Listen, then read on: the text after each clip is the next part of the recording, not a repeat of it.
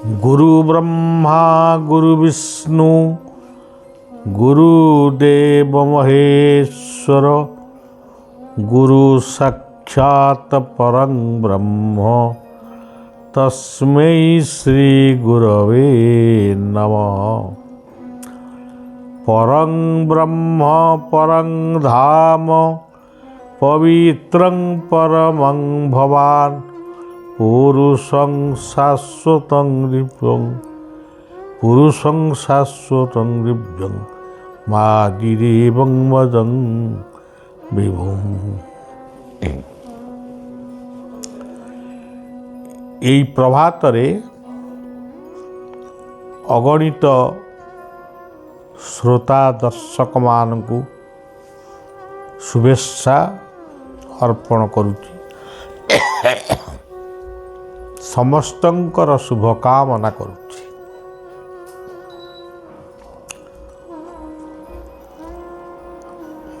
ନାମାଚାର୍ଯ୍ୟ ବାବା ବାୟାଙ୍କର ଗୋଟିଏ ଭାଗବତ ପଦ ଯେଉଁଟାକୁ ସେ ସବୁବେଳେ ଅନେକ ସମୟରେ ଲୋକମାନଙ୍କ ଉଦ୍ଦେଶ୍ୟରେ ଭକ୍ତମାନଙ୍କ ଉଦ୍ଦେଶ୍ୟରେ କହୁଥିଲେ। ସେ ପଦଟି ହେଉଛି ନାମ ଅଟଇ ମହାବଳ ସେବଳେ ଜିଣ ଭୂମଣ୍ଡଳ। ନାମ ଉପରେ ସେ ଗୁରୁତ୍ୱ ଆରୋପ କରୁଥିଲେ। ପ୍ରକୃତରେ ଆପଣମାନେ ଚିନ୍ତା କରନ୍ତୁ, ଆଜିର ପରିସ୍ଥିତି ପରିବେଶ ଯେଉଁ ଅବସ୍ଥାକୁ ଯାଉଛି,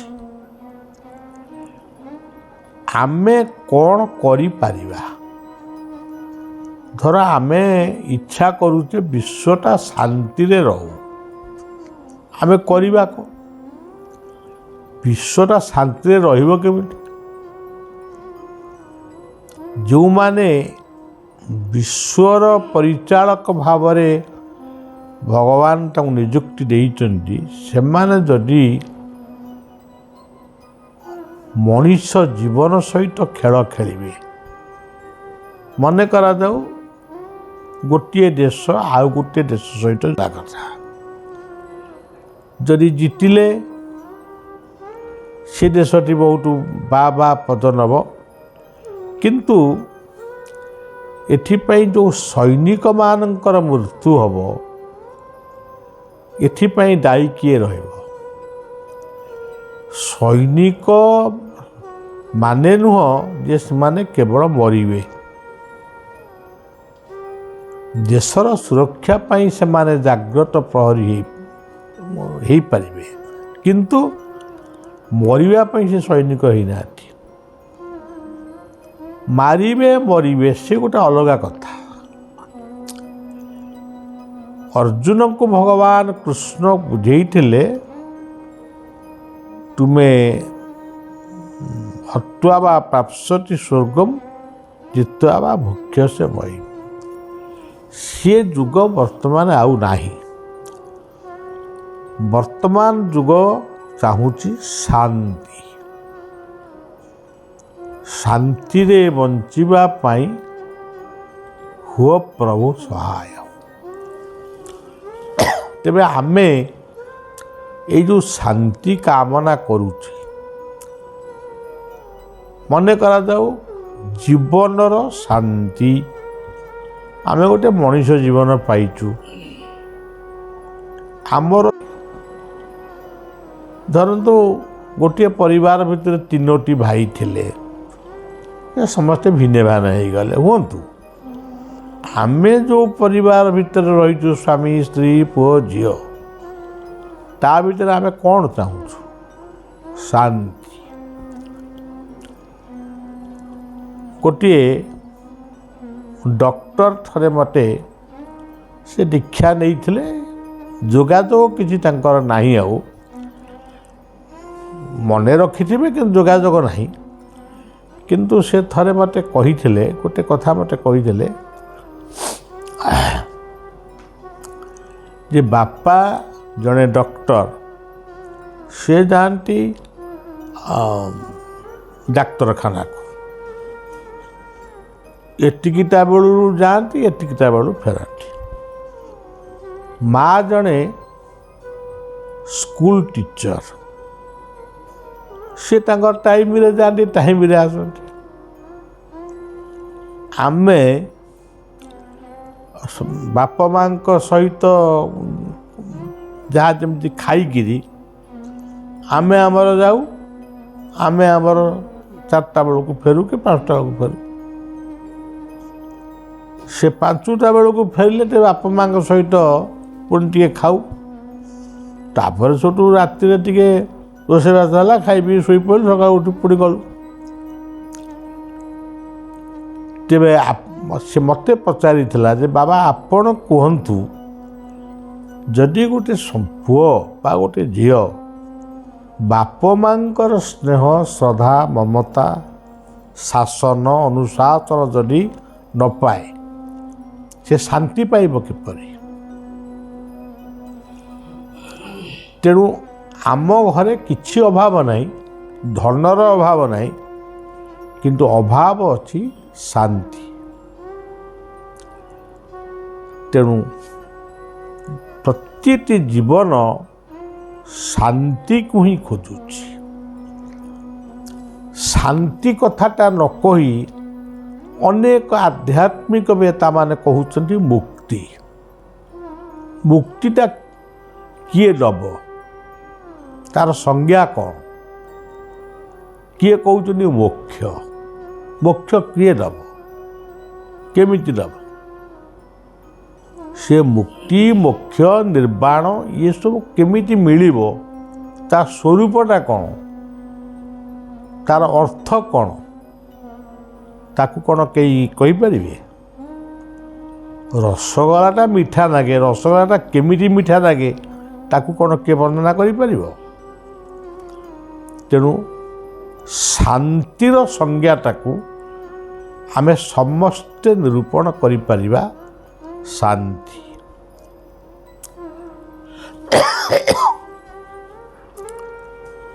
तेणु गोटे जीवन पाई गोटे परिवार पाई शांतिर आवश्यकता बहुत अच्छी।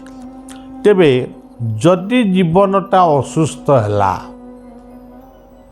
मन करा जाऊ मु मद्य खाएनी मादकता खाए ग्रहण करेनी तथापि गोटे असुस्थ मु असुस्थ जेतेबेले असुस्थ हेली मेडिकल ट्रीटमेंट हेबी मन करा जाऊ से मेडिकल ट्रीटमेंट हेले भी मु माने मोर कष्ट लाघव होउनी सेतेबेले से कौन भगवानकर भक्त हो पारिबो? तार उपाय कौन? से कौन टी करिवो? यही कथाटाको ही करिवो।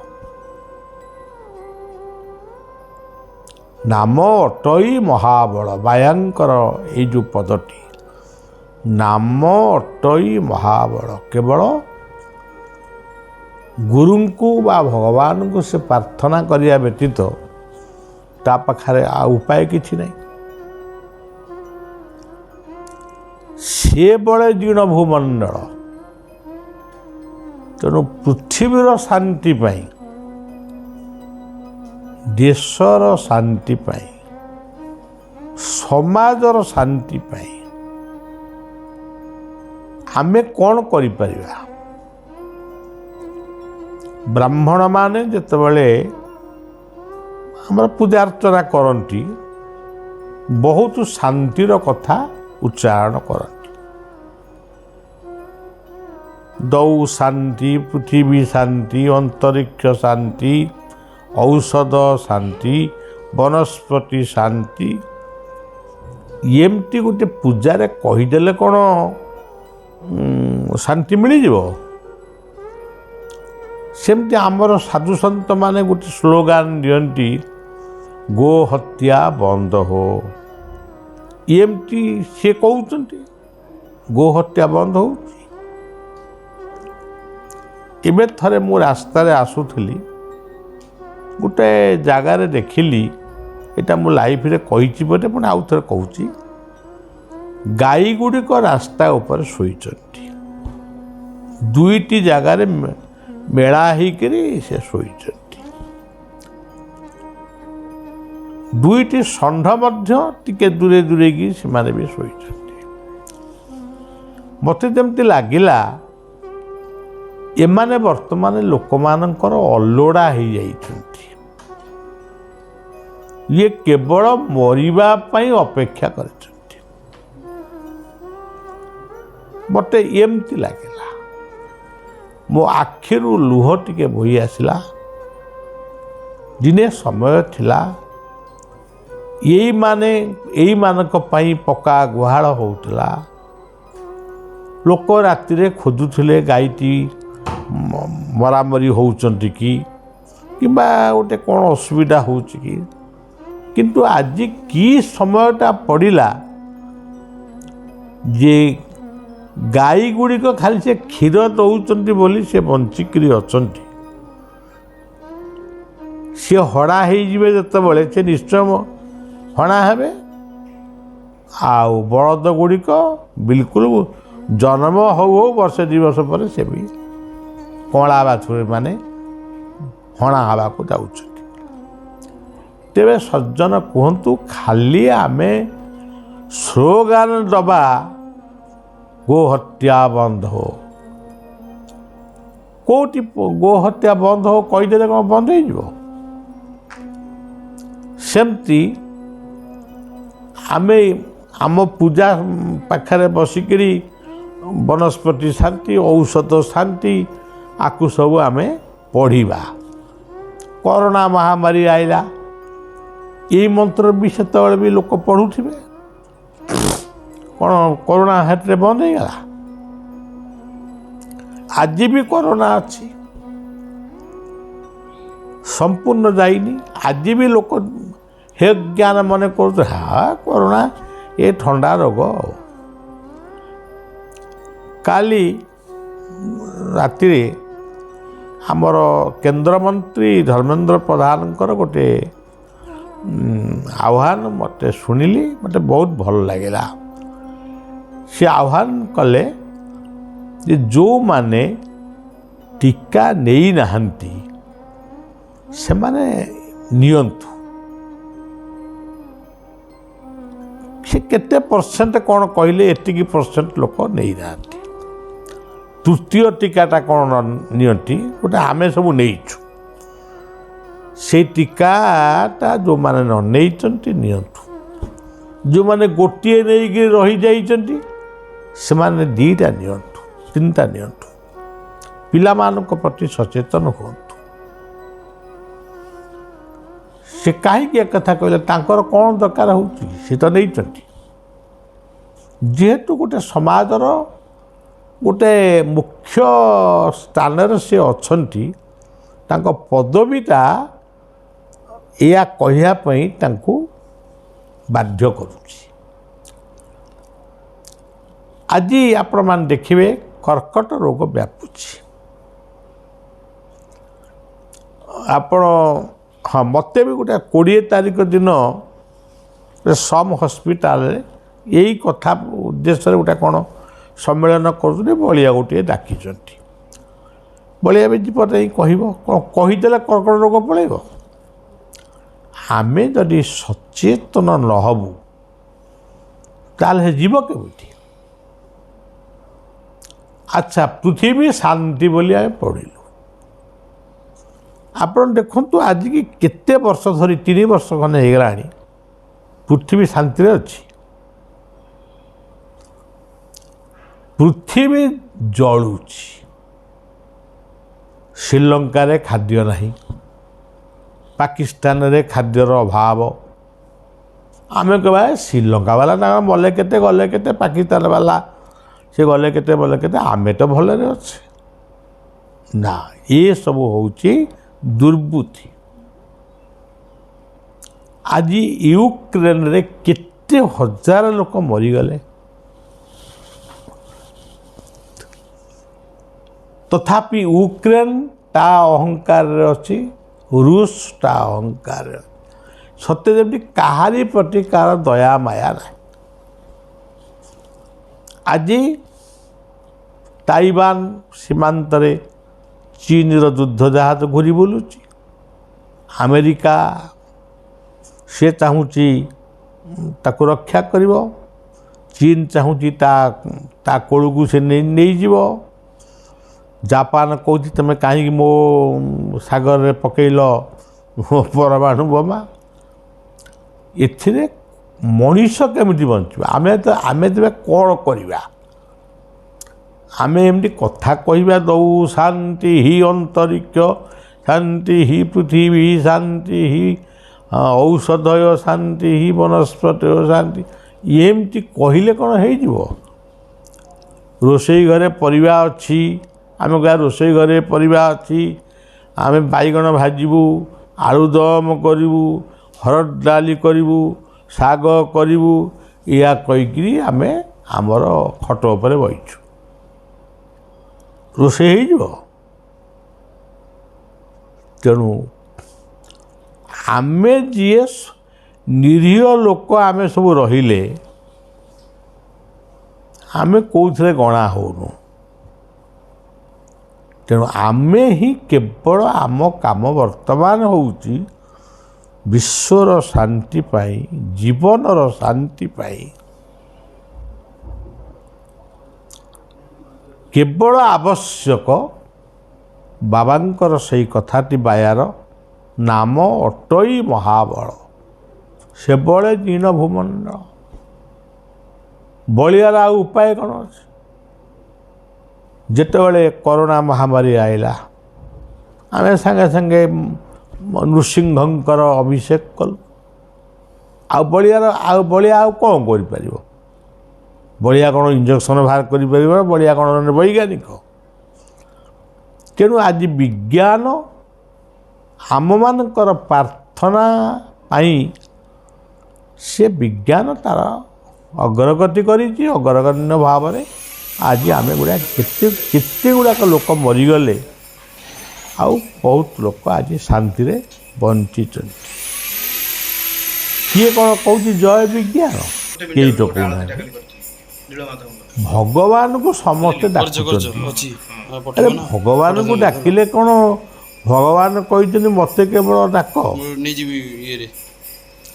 आमर महापुरुष माने मुझे महापुरुष मानकर कथा देखी पढ़ी बेसी तो मुझे पढ़ी जी केवल भगवान को उद्देश्य माने भजन लिखिं कीर्तन लिखिं सब किसी चले किंतु भक्ति को प्राधान्य देइचंती एथिपाई आमे गर्वित किंतु भक्ति कले कौन आपण घरे भक्ति कले कौन आप परिवार चलिए आप परिवार 5 जन अच्छे समस्ते गोटे गोटे माड़ी झरिकी जप करेंगे कौन आम भक्ति करुचु समस्ते तिलक नाइबे आम भक्ति करुचु समस्ते गीता पढ़िए ये ठीक अच्छे किंतु कर्म बिना केही आमको रक्षा करी पारिबे सेतिपई भागवत कहले भो देव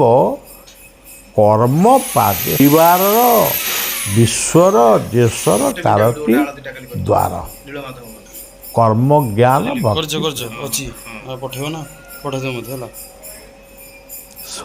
वैकुंठंकर गोटे कथा मोर भलक मन अच्छी गोटे शीत सकाल गरापुर आश्रम बलिया एवं वैकुंठ आमे बसिकी गोटे बाप पुओ भाया कथबार्ता हो पुराणा कथा सब कहले आमे अति नम्र भाव में बसी था कारण आजिकल पिला सीना मुरबी लोक मान भर भर कही पकाउन आम तो से शिखिनु तेणु आम आमर बसी से जहाँ कहते आम शुणुचु से गोटे कथा ताक जीवन रे से कहले से केतोटी बाबाजी मानकर दोष से देले बलिया ये बाबाजी से बाबाजी ये